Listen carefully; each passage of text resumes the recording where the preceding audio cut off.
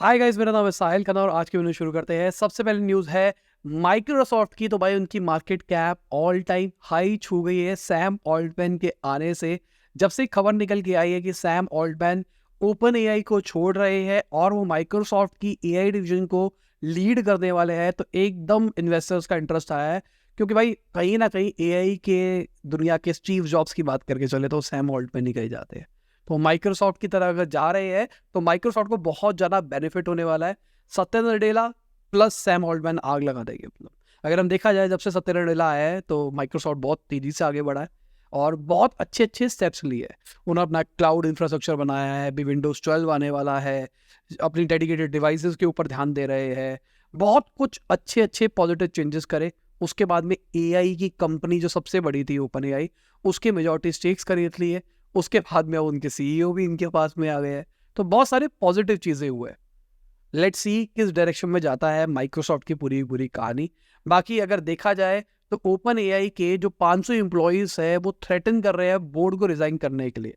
उन्होंने कहा भाई तुमने सैम ऑल्टमैन को निकाला, अब तुम निकलो। और इम्पॉर्टेंट चीज़ है मेरे हिसाब से, ये बहुत बड़ा नंबर है, पर सबसे बड़ी बात देखा जाए टोटल एम्प्लॉयज 700 है, जिसमें से 450 एम्प्लॉयज कह रहे हैं कि भाई अगर आपने सैम ऑल्टमैन को एज अ सीईओ वापसी नहीं बुलाया ना, तो हम भाई कंपनी छोड़ देंगे और माइक्रोसॉफ्ट का डिवीजन ऐड कर लेंगे।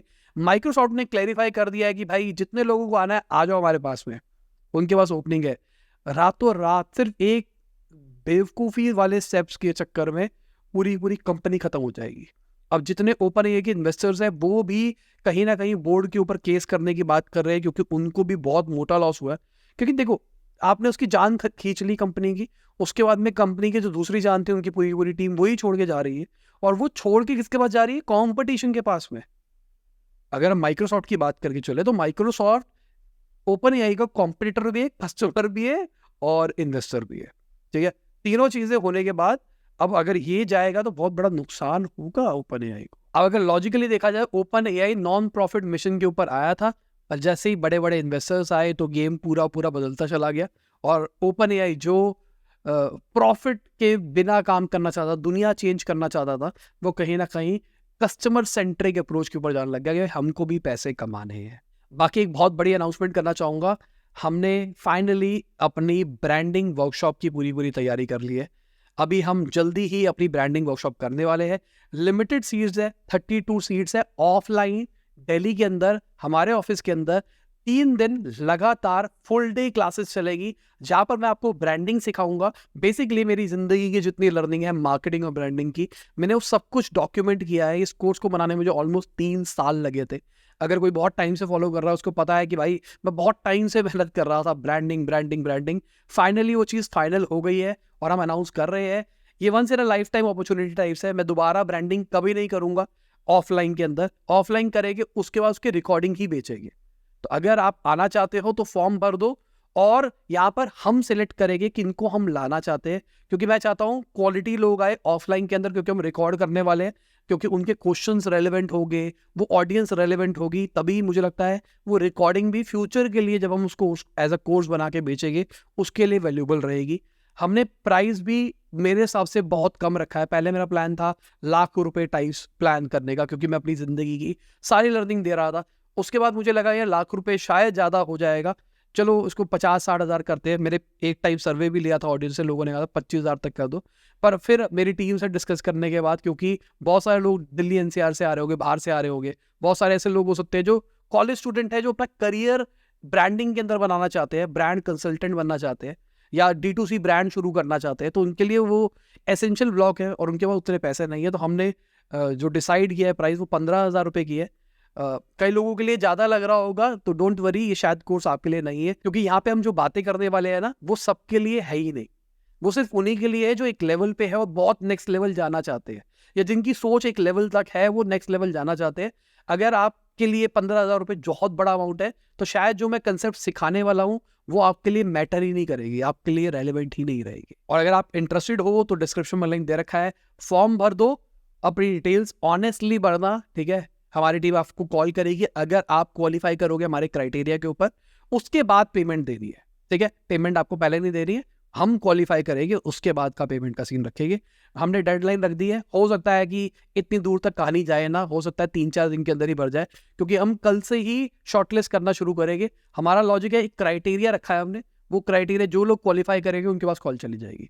अगर वो 2 दिन के अंदर भी सीट्स बढ़ती है, 2 दिन के अंदर सीट बढ़ जाएगी। और हमारे पास इससे ज़्यादा सीट्स है भी नहीं, तो कोई ये भी मत बोलना बाद में कि यार मैं भूल गया, मैंने वीडियो नहीं देखी। नहीं देखी तो सॉरी, अगर बाद में देख रहे हो तो। अगली खबर Xiaomi की है, तो उनका जो नेट प्रॉफिट है Q3 का, वो 183% बढ़ता हुआ दिखाई दिया है। ओवरऑल देखा जाए, जो मोबाइल फ़ोन की सेल्स है वो घटती हुई दिखाई दी है। Xiaomi बहुत सारी चीज़ों के अंदर काम करने लग गया है, खाली फ़ोन नहीं बेच रहा है, अब एयर प्यूरीफायर भी बेच रहा है, बहुत सारी अंधे इलेक्ट्रॉनिक्स बेच रहा है। इनका एक MI का वो आता है, मॉपिंग मतलब पोछे लगाने वाला, AI वाला। मेरा बहुत मन था उसको लेने का, मेरे घर वालों ने लेने दिया। मैं कहा काम वाली रिप्लेस कर सकते हो उससे तुम? कहती नहीं, हर चीज़ में टेक्नोलॉजी नहीं डालनी है। अगली खबर शेयर चैट की है, तो शेयर चैट फाइनेंशियल ईयर 23 के अंदर ऑलमोस्ट ₹7.16 खर्च करता है ₹1 कमाने के लिए। Good, what a maths. अगर हम बात करके चले, तो इन्होंने फाइनेंशियल ईयर 22 से अपने जो रेवेन्यू है उसको 60% के आसपास बढ़ाया है, और अगर हम एक्सपेंसेस की बात करके चले तो वो 16% ही बढ़े हैं, पर वो अभी भी 4,000 करोड़ के आसपास है। 3240 करोड़ से ज्यादा का उन्होंने लॉस रिपोर्ट किया है। -401 का एबिटा मार्जिन है, और -502 का ROCE है। ये भाई बहुत गंदा नंबर है। और अगर लास्ट वैल्यूएशन देखी जाए, $5 बिलियन की वैल्यूएशन थी इनकी। अब ये पैसा रेज कर रहे हैं क्योंकि कंपनी लॉस में है, तो पैसा तो रेज करना ही पड़ेगा। तो पैसा रेज लोअर वैल्यूएशन के ऊपर कर रहे हैं, डाउन राउंड। अगर कोई पहले से फॉलो कर रहा हो तो उसको याद होगा, मैं बोलता था अब डाउन राउंड का टाइम शुरू आ गया है। ये डाउन राउंड का टाइम शुरू आ गया है। 1-1.5 साल आप देखोगे डाउन राउंड चलेंगे। होपफुली 2025-26 से सब कुछ नॉर्मल होता हुआ दिखाई देगा। होप फॉर द बेस्ट, कुछ बड़े कांड ना हो जाए, वॉर टाइप्स। बाकी मैंने माइक्रोसॉफ्ट की प्रेडिक्शन करी थी, किसी ने मेरे आज वीडियो के ऊपर कमेंट कर रखी थी, वाओ टाइप्स। तो मैंने एक लाइव स्ट्रीम किया था, उसके अंदर मुझसे किसी ने पूछा था कि आपको क्या लगता है कि कौन से शेयर्स बढ़ सकते हैं। 2017-18 में मैंने बोला था आज लिख के ले लो, 5 साल के अंदर माइक्रोसॉफ्ट के शेयर्स डबल हो गए। देख वो वीडियो भाई, मतलब वो मेरे लिए भी अच्छा था। जब किसी ने कमेंट करी विद टाइम स्टैम्प, मैंने कहा चल चेक करूं, तो भाई अच्छा फील हुआ। अगली खबर गूगल की है, तो गूगल ने कहा कि भाई स्पॉटिफाई कोई प्ले स्टोर फीस नहीं देता है। ये ओवरऑल बात नहीं चल रही है, जो भी उनके गेटवे से लेता है। अगर कोई गूगल की गेटवे से लेता है तो 4% फीस लेता है। गूगल ऐसा ही एग्रीमेंट बाकी कंपनीज जैसे कि नेटफ्लिक्स वगैरह से भी करके बैठा है, जहां पर उनसे कमीशन कम लेता है। हम जैसे लोगों के लिए 15% है, ठीक है, वैसे 30% होता था, पर कई लोगों के लिए 15% है। अब ये कई लोगों के लिए 4% भी हो रहा है। ऐसे ही 4-5%, मैं कहता हूँ 7-8% भी ले लो ना, कोई दुख नहीं होगा किसी को। अगली खबर, दिल्ली हाई कोर्ट ने बोला है कि 10 साल पुराने जो इनकम टैक्स केसेस होते हैं उसको सिर्फ सीरियस केसेस के अंदर ही ओपन किया जा सकता है। मतलब सीरियस केसेस यहाँ पे बात करी जा रही है, 50 लाख से ऊपर अगर किसी ने घपला किया है और वो प्रूफ होता है, मतलब ऐसा लगता है कि हाँ पक्का इसने ऐसा किया है, तब जाके उसके पुराने रिकॉर्ड खोले जाएंगे। वरना रूल है 3 साल तक का, पिछले 3 साल तक के आपके रिकॉर्ड चेक करे जाएगी, उससे पीछे नहीं जाया जाता नॉर्मल केसेस के अंदर। अगली खबर, हम वर्ल्ड कप तो हार गए हैं, पर इंडियन क्रिकेटर्स है उनकी एंडोर्समेंट बढ़ती हुई दिखाई दे रही है। कहा जा रहा है विराट कोहली और रोहित शर्मा 3.5 से 7 करोड़ के बीच में पर एंडोर्समेंट लेंगे, और बाकी प्लेयर्स की बात करके चले तो वो भी 1 करोड़ से 2 करोड़ के बीच में लेंगे। अगर हम पिछले साल की बात करके चले तो नंबर ऑफ ब्रांड डील्स बढ़ती हुई दिखाई देती, वर्ल्ड कप आ रहा था तो इस चक्कर में हो रही थी। अभी हम आगे देखेंगे, आगे ये भी नंबर्स बढ़ते हुए दिखाई दे सकते हैं। वर्ल्ड कप T20 भी आने वाला है। बात ये है क्या ये सीनियर प्लेयर्स खेलेंगे या नहीं खेलेंगे, ये देखने वाली बात होगी। पर अभी रिसेंटली ही जो बंटी थे, जो कि ब्रांड विराट कोहली को संभालते थे, मतलब विराट कोहली की पूरी ब्रांड एंडोर्समेंट वगैरह संभालते थे, विराट कोहली उनसे अलग हुए हैं। क्या अपनी खुद की कंपनी खोल रहे हैं, क्या वो खुद से क्रिएटर्स को मैनेज करेंगे और भी करेंगे, ये ध्यान रखना। ये जो बात बोल रहा हूँ ना, ये आपको आने वाले 6-7 दिन में मैं न्यूज़ में बताऊंगा कि ऐसा होगा। दिस इज थोड़ा सा फ्यूचर प्रेडिक्शन टाइप कह सकते हो। अगली खबर टेस्ला गाड़ियों की इंपोर्ट्स की है, तो जल्दी ही फैसिलिटी सेटअप होने वाली है इंडिया के अंदर। एग्रीमेंट बहुत ही क्लोज वाली सिचुएशन के ऊपर पहुंच गया है। टेस्ला प्लान कर रहा है 2 साल के अंदर अंदर मैन्युफैक्चरिंग सेटअप लगाने का इंडिया के अंदर, और यहाँ पे बात चल रही है गुजरात, महाराष्ट्र या तमिलनाडु जैसी स्टेट्स के अंदर $2 बिलियन खर्च करेंगे वो। बाकी गुजरात जब भी दिमाग में आता है ना तो वर्ल्ड कप फाइनल याद आ जाता है। मतलब अब पता नहीं ऐसे दिमाग में थॉट बनने लग गया है। पहले गुजरात मेरे दिमाग में सिंबलाइज करता था कि भाई फैक्ट्रीज लग रही है ऐसा ऐसा, अब मेरे दिमाग में पता नहीं, ऐसा हमेशा गुजरात सोचते ही वर्ल्ड कप की हार सब रोते हुए दिखाई देते हैं। अगली खबर बायजूस की है, तो बायजूस के ऊपर फैमा की वायलेशन 9,000 करोड़ की पाई गई है ईडी के हिसाब से। कुछ टाइम पहले एलिगेशन लगाया गया था, अब कहा जा रहा है कि ऐसा हो रहा है, पर बायजूस ने स्ट्रांगली डिनाई किया, भाई ऐसा नहीं है, ये सब कुछ झूठ है। अगली खबर बाज बाइक की है, तो उन्होंने $8 मिलियन रेस किए अपने सीरीज ए राउंड के अंदर। ये सब्सक्रिप्शन मॉडल के ऊपर ई बाइक्स देते हैं जिसको चार्ज भी किया जा सकता है। इनके जो कॉम्पिटिटर्स है वो यूलू हो गया, ये इलेक्ट्रिक हो गया, बाउंस हो गया। अभी के टाइम पे ये साउथ दिल्ली के अंदर ऑपरेट कर रहे थे 500 ड्राइवर्स के साथ में और 300 स्वैपिंग स्टेशंस के साथ में। मतलब आप आओ, बदलो और ले जाओ। बाकी ये चीज़ अच्छी है, मुझे लगता है ये चीज़ आने वाले टाइम में स्केल भी करेगी, क्योंकि स्वैपिंग पॉलिसी आ रही है और लोग हेल्दी ऑप्शन की तरफ भी जाना पसंद करेंगे। अगली खबर, इंडिया एंटरटेनमेंट मार्केट के अंदर आने वाले 5 सालों के अंदर 3rd लार्जेस्ट मार्केट